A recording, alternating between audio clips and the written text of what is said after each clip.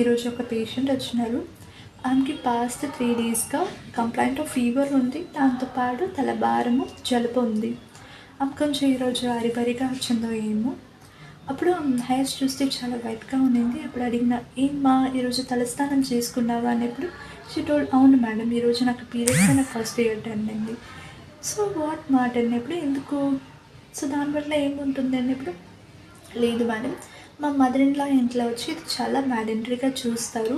Periods టైంలో I'm sick are not, నేను బాగా నా హెల్త్ బాగుందో లేదు, ఖచ్చితంగా నేను తలస్నానం చేసుకోవాలని. నేను ఐ వాస్ లిటరలీ షాక్. ఏం మాట అన్నప్పుడు, అవును మేడం, తలస్నానం చేయకుండా ఇంటి లోపల కూడా నన్ను ఎంటర్ అవ్వడానికి వదలరు అన్నారు. ఇంకా కూడా ఇదన్నీ చూస్తారా? అండ్ వన్ థింగ్ ఏమండి, ఇక్కడ నేను క్లారిఫై చేయాల్సిన ఒక విషయం ఏమంటే, మెన్సురేషన్ టైంలో తలస్నానం చేసుకోవాలనేది మ్యాండేటరీ కాదు.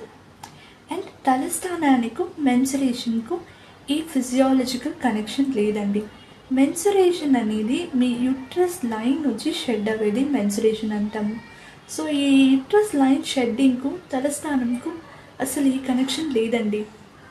ఎప్పుడు తలస్నానం చేసుకుంటారంటే ఎప్పుడు వాళ్ళ హెయిర్ చాలా గ్రీసీగా, కొంచెం ఆయిలీ స్టిక్కీగా ఫీల్ అవుతుందో, వాళ్ళకి అన్కంఫర్టబుల్గా, కొంచెం అన్క్లీన్గా ఫీల్ అయితే అప్పుడు చేసుకోవచ్చు.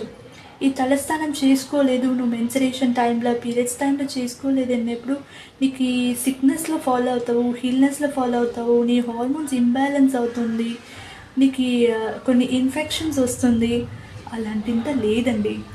అసలు తలస్నానానికి మెన్సురేషన్కు ఏ సంబంధం లేదండి.